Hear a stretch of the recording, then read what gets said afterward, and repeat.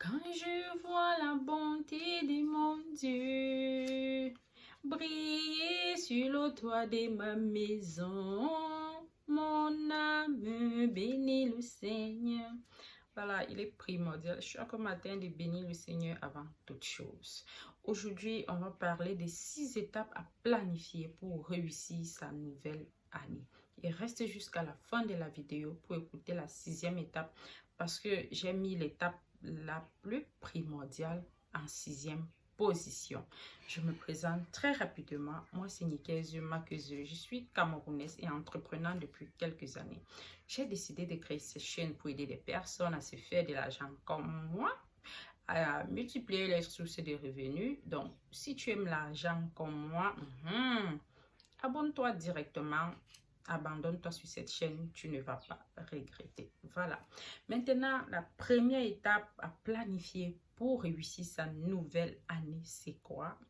C'est tu dois établir, je l'ai écrit sur un bout de papier pour ne pas me perdre. Voilà. Donc, c'est pour ça qu'à tout moment, je guette le papier. Voilà. Établir une vision sur le long terme. C'est quoi établir une vision sur le long terme? Ça veut dire ceci. Quand tu veux, là, au début de l'année, même si tu veux lancer un nouveau business ou toutes tes années, tu dois être capable de savoir combien le business là va te rapporter en 3 ans. Combien le business là va te rapporter à la fin d'année. Donc, tu dois établir une vision sur le long terme. Combien ce business va te rapporter après 5 ans. Ne lance pas un business. Ok, j'ai lancé, tu es là comme ça. Tu dois t'asseoir, tu fais les calculs. Si ce business me donne 10 000 par jour, si ce business me donne 10 000 par jour, ça veut dire qu'en un an, ça doit me donner, en un mois, ça doit me donner 300 000. En un an, ça doit me donner plus de 3 millions. Et il faut que la deuxième année, comme ça me donnait 10 000, je dois faire l'effort de multiplier cela à 20 000 francs. Que ce business me donne plutôt 20 000 par jour. Donc, c'est ça, établir une vision à long terme. Tu ne te contentes pas tout simplement d'avoir les 10 000 par jour et dire que non, mon business me donne 10 000 par jour. Non, chaque année, tu dois créer les stratégies pour doubler, si c'est toujours le même business, pour doubler ce que le business t'a donné. Donc, tu dois déjà t'asseoir et établir une vision à long terme sur tout ce que tu fais. Voilà, ça c'est la première, la première étape. La deuxième étape, tu dois te fixer des objectifs clairs et nets. Tu dois te fixer des objectifs. Donc, dès ces premiers mois de janvier, tu dois te fixer des objectifs. Tu dois savoir ce que tu vas avoir à la fin d'année. Tu dois déjà, avant que janvier n'arrive même. Et si tu es encore en retard, tu dois le planifier avant que ce mois ne se termine. Donc, tu dois te fixer des objectifs clairs, fermes et les respecter. Je ne sais pas si vous me comprenez bien. Tu dois planifier même, tu dois planifier ta journée, tu dois planifier ton mois, tu dois planifier ton année. Voilà, donc ça, c'est fixer des objectifs clairs. Tu dois savoir que non, chaque matin, je fais ceci, chaque matin, je fais ceci, je dois me lever, je suis obligée, donc tu dois t'obliger à faire cela. Comme si, je sais pas, comme si tu obligeais à un enfant de se lever chaque matin, l'enfant qui veut parler à l'école, de se lever, est obligé d'aller à l'école parce que tu es derrière cet enfant. Donc, c'est comme ça. Ça doit être comme une obligation pour toi. Tu dois te fixer des objectifs clairs. Tu dois être capable de dire que non, cette année, je dois avoir 20 millions. Cette année, je dois avoir 50 millions. Cette année, je dois avoir 10 millions. Cette année, je dois avoir 1 million. Tout dépend de tes objectifs. Voilà. Et ce qui est là, c'est que tu dois te fixer des objectifs qui te font peur. Ne t'assois pas, tu fais un petit que non, même si j'ai 300 000 l'année, waouh, c'est beaucoup. Non, 300 000 va te faire quoi? Tu dois te fixer des objectifs qui te font peur. Donc, même si tu es là et que tu écoutes ma vidéo, que tu n'as pas de business, tu es à zéro, je ne sais pas que c'est maintenant que tu te réveilles, tu te dis non, il faut que je me lance dans un business, je n'ai que ton compte bancaire vide, tu n'as même pas 5 francs, même pas un rond. Tu dois être capable de dire que je me décide dès aujourd'hui que cette année, j'aurai 2 millions dans mon compte, j'aurai 4 millions dans mon compte, j'aurai. Et trouver un business qui va te donner cela. Oui, oui.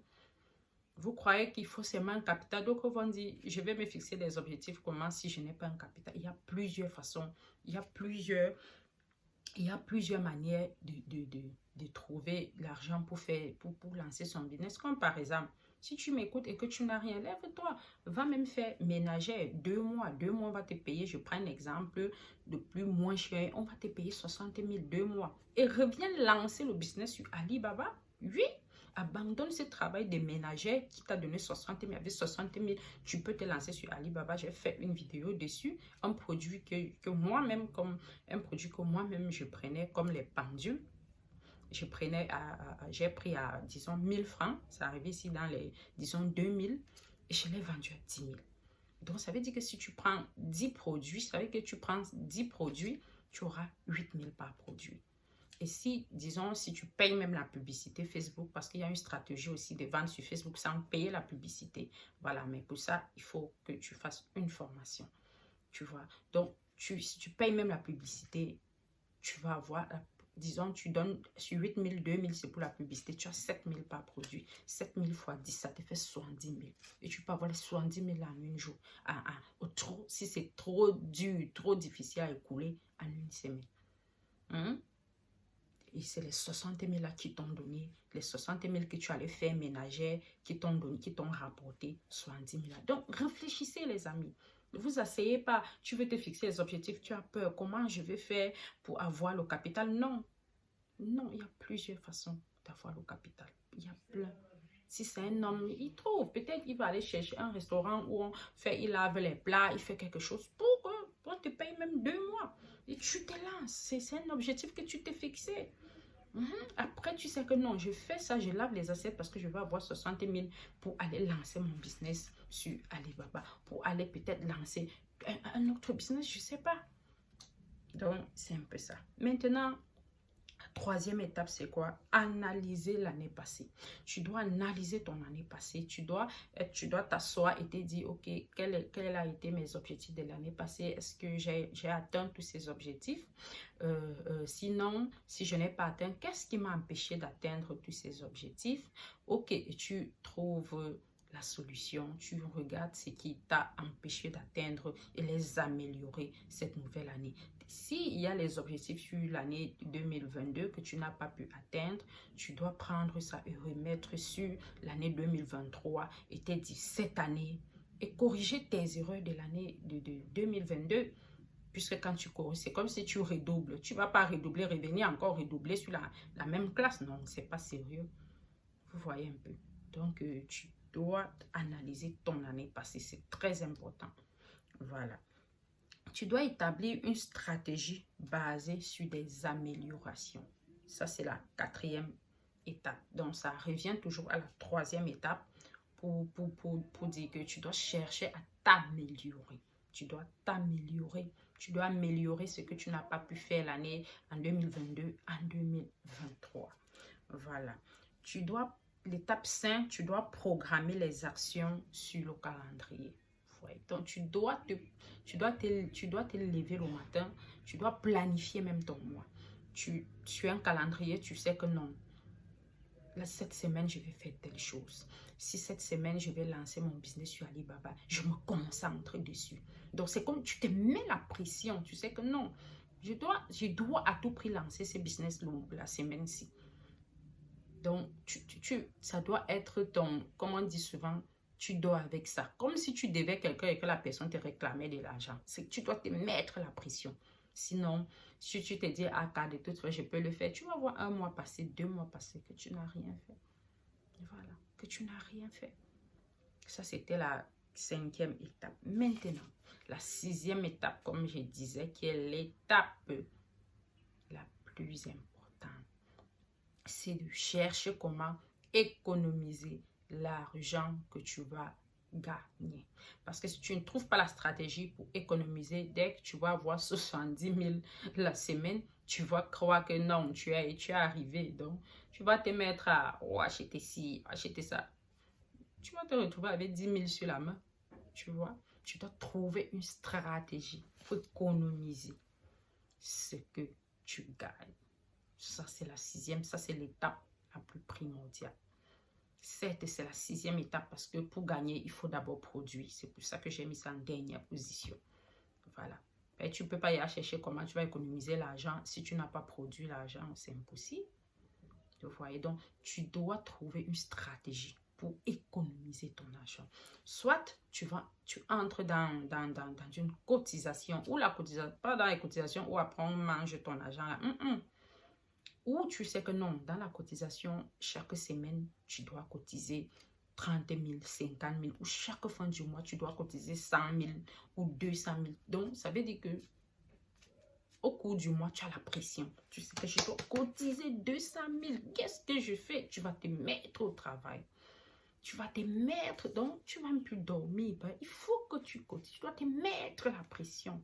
Et cet argent-là, c'est pas, tu dis même à la côte, tu es même le dernier ou la dernière à bouffer. Oui, parce que à la fin, tu bouffes même à la fin d'année, tu prends une cotisation qui va te faire 1 an. Vous voyez? Donc, tu dois te mettre la pression. Soit tu prends une cotisation de 100 000, ça dépend de tes objectifs que tu t'es fixés. Mais n'oubliez pas que tu dois te fixer les objectifs qui te font peur. Donc, n'oubliez pas ceci. Donc, tu dois te fixer les objectifs. Soit tu entres dans une cotisation de le mois, soit tu prends une caisse. Tu prends une caisse où tu poses chez toi. Tu sais que ce que je gagne, chaque jour quand je gagne, si je gagne 70 000 la semaine, je mets 50 000 ou je me débrouille, je ne sais pas si tu payes ta maison ou bien ça dépend de tes charges, je mets 50 000 et le reste c'est dans la caisse. Et tu dois être capable de voir ton argent là, c'est comme si c'est même pas pour toi, c'est comme si ça appartenait à quelqu'un. Oui, sinon tu ne vas pas réussir dans la vie. Si à tout moment, c'est non, je ne peux pas garder l'argent dedans. Si c'est posé là, je vais manger. Ouh, tu ne vas pas arriver. Donc, tu dois être... Soit tu prends une caisse parce que l'argent n'aime pas. Si tu poses là chez toi et que ça l'aine, tu vas utiliser, je te l'assure, tout gars. Tu vas utiliser parce que l'argent, c'est comme la sorcellerie. Ça aime être enfermé. Donc, ça n'aime pas rester comme ça sans faire quelque chose. Ça doit marcher de main en main. Comme une bordel, en fait. L'argent est comme ça. Tu dois l'enfermer quelque part dans 4 murs. Tu dois l'enfermer. Donc, soit comme une caisse, soit la banque, soit tu as donné ailleurs. Mais si tu poses ça là, chez toi là, peut-être dans ta valise, en bas du lit, machin, tu vas utiliser. Ça va se créer un problème lui-même. Cet argent va se trouver un problème que tu dois résoudre avec. Tu ne vas pas savoir comment ça fait pour commencer. Le problème l'a fait pour commencer. Pourtant, quand c'est enfermé à cas, ces esprits sont enfermés, ça ne va rien faire. Ça va rester là. C'est à toi maintenant de combattre tes esprits qui sont en toi, qui veulent manger l'argent là. Voilà. Donc, tu trouves une caisse, tu l'enfermes. Donc, soit tu prends une cotisation, soit tu prends une caisse si tu as peur des cotisations, où tu vas mettre ton bénéfice. Tu as 70 000. Soit tu mets 50 000, soit tu mets 60 000. Mais si tu as 70 000, tu ne dois pas mettre moins de 50 000, quelles qu'en soient tes charges. Tu dois faire l'effort de mettre au moins 50 000. Et voilà. Donc, ça, c'était les 6 étapes à planifier pour réussir sa nouvelle année. J'espère que tout le monde a bien compris ce que j'ai dit et que j'espère que ma vidéo va toucher quelques personnes pour que ma vidéo va aider des gens à vraiment se prendre en charge, à planifier leur année. Donc, j'espère que cette vidéo va vous aider parce que moi, je vous dis ce que je fais. Voilà. Tout ce que je vous raconte, les business et tout, c'est tous les business que j'ai étudié. Certains d'entre eux, je suis sur ça. Donc, je sais de quoi je parle. Toutes ces stratégies, c'est ce que moi, je fais pour réussir mon année. Si tu n'étais pas encore abonné, n'oublie pas de t'abonner. Et laisse tes questions en commentaire. Je réponds toujours aux questions. Voilà. Bisous. Et si tu veux me contacter, je laisse mon contact dans la description. Et pour ceux qui veulent faire la formation sur Alibaba, contactez-nous. On a fait une formation. Contactez-nous dans la description. Bisous.